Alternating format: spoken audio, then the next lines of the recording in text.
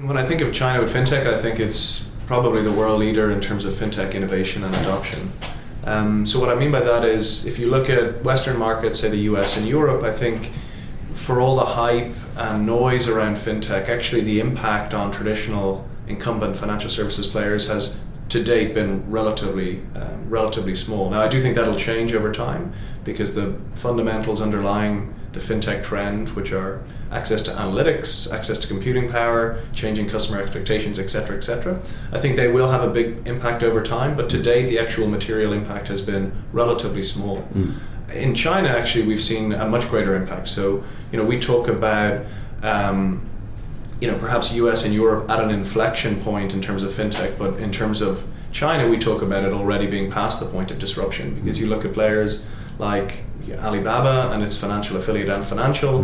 Through Alipay, they have 500 million customers. So, that's as many as the biggest bank in China in terms of customers. So I think China, for me, there are plenty of reasons perhaps why China has taken this pole position in relation to innovation and disruption, but in any event, the results are the same. We really think it's probably the most exciting market right now.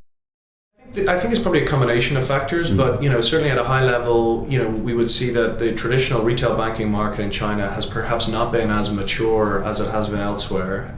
So by that I mean, if you take some of the products here in Hong Kong that we would take for granted, access to a credit card, access to investment products, savings products, and so on, standard deposit accounts, they're not as widespread in China, or historically have not been as widespread in China. So I think the opportunity for the fintechs, and really a lot of the large fintechs were themselves tech firms before they were fintech firms in China, I think the unmet needs were so much greater. So the opportunity then was much greater for some of these players to move into financial services. So I think the retail banking side has been a huge element of that, and perhaps the next step will be, will we see corporate banking, will we see insurance, will we see wealth and asset management undergo a similar transformation?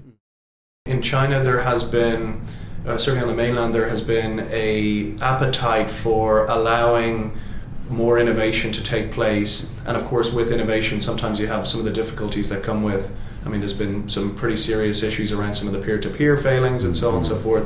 But my view of the regulatory environment there has been, the overarching principle has been, let's allow innovation to flourish until such time as it becomes systemic, and then we'll probably come in and regulate after the fact. And actually, I think that's been quite successful. Depending on what your criteria are, you might say it's been successful or unsuccessful. But in terms of breeding some very interesting companies who are fulfilling some very interesting consumer and SME needs, I think it's been quite successful.